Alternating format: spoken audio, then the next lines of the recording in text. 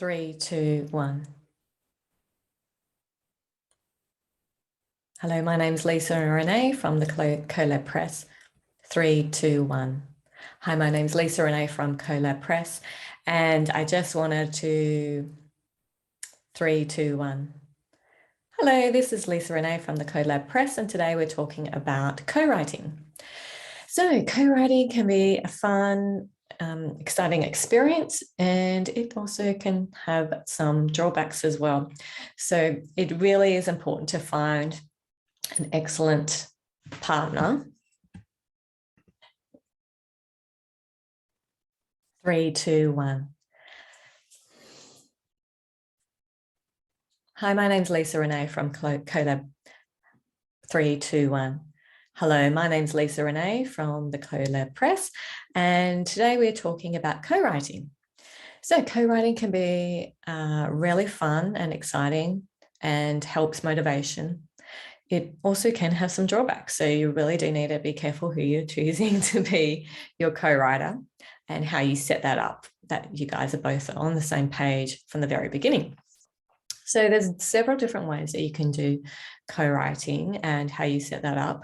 First of all, it is best to find someone that you know, that you've developed a relationship over time, whether it could be in a different country, that's fine, but that you're familiar with each other's work, that you work with them, you know what they think about certain things and how they talk about people and that kind of stuff, and get a feel for how past experiences they've had with working with people or in groups or collaborations. So once you've got that established and you've got that friendship there, and you decide, for a few reasons, you might decide to work together. That might be to write faster because one person's, you're halving the book.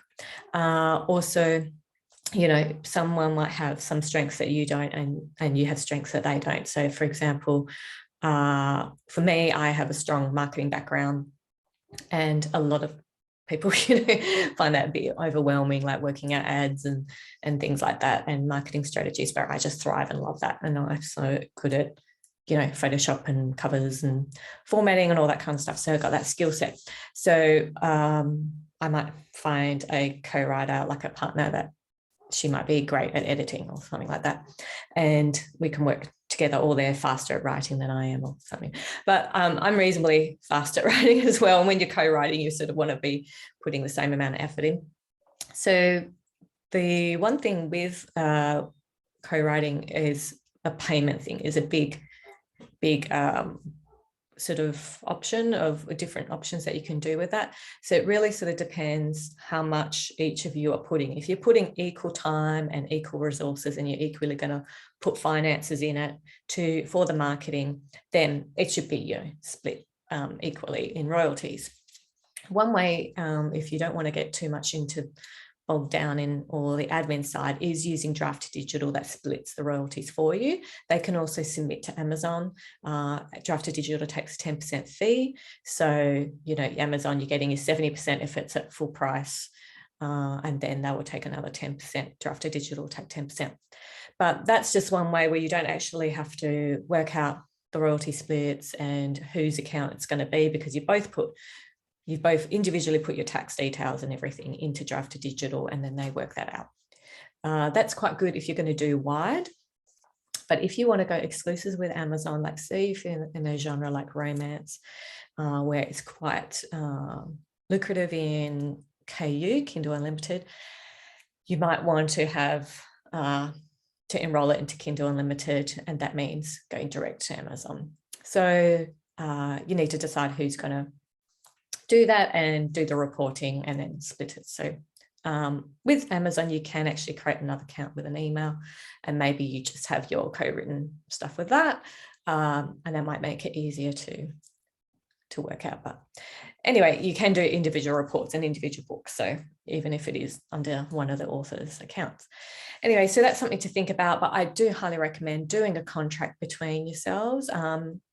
And there is sometimes there's unfortunate things that might happen, like actually someone might, have an accident, get unwell, or even pass away, that has happened. So you need to sort of, I know that's not a great thing to think about, but, what happens in that situation with royalties, and what you want to do.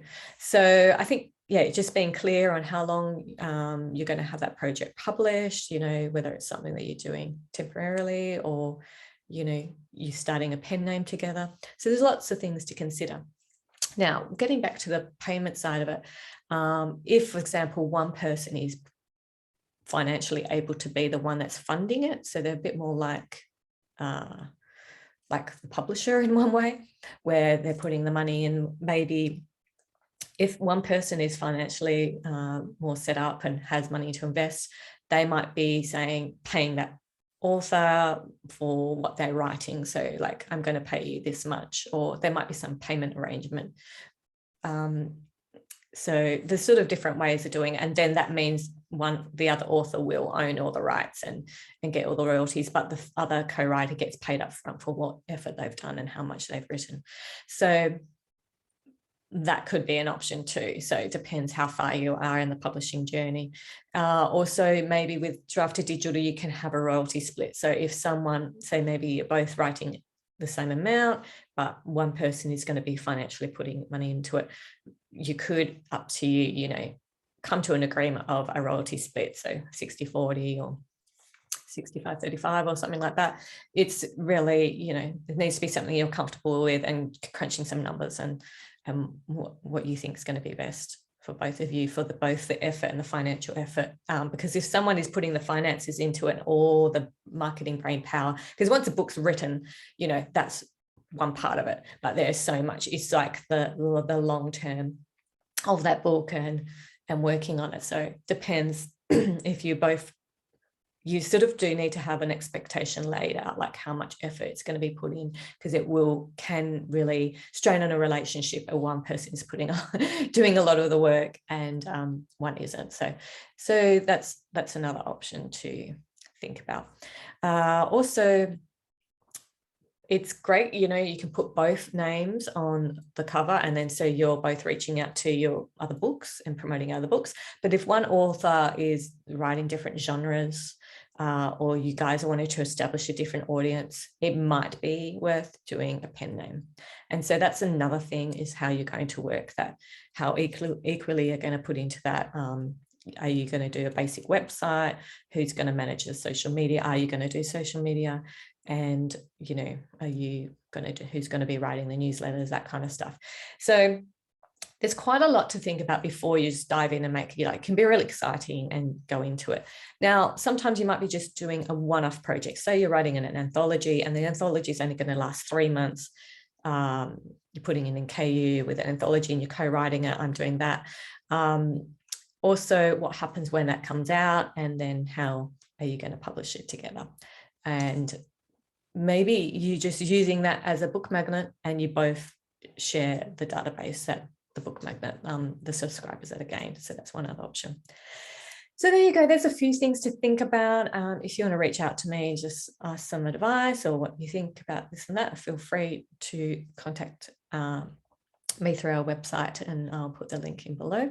But I hope that gets you thinking. It can be really fun and exciting co-writing, especially like one person's doing one chapter and the one's doing another. And for me, working with someone overseas is great, because I wake up, read their chapter, and then I can start writing.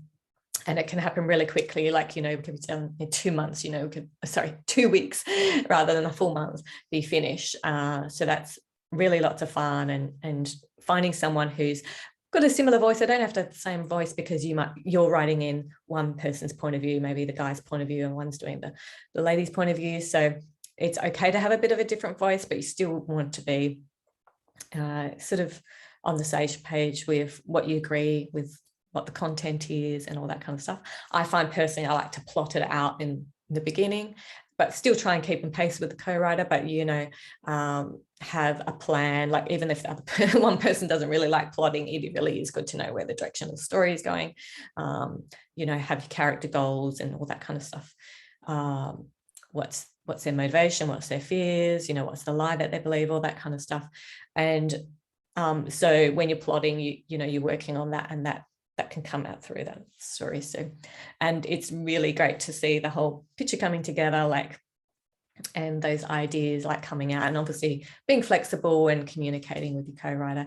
There can be lots of fun, but definitely find someone who, you know, someone might, you know, sometimes opposites attract, but, you know, someone with even more stronger personality and someone's a bit more passive, and that could work as well. But really, like, if you want to find someone that, you know, not someone who's too domineering, no, I want it to be this way. You want to be a team that you're both happy with. And even if you're an introvert or a bit more of a phlegmatic sort of personality, you want to be able to speak up and be able to agree and disagree and work things through. So it's very important to find that right person, so it's an enjoyable experience. All the best. And again, feel free to comment, see if you what more subjects you want us to cover, or any questions you have, you can put them in the comments as well. All right, take care. Bye.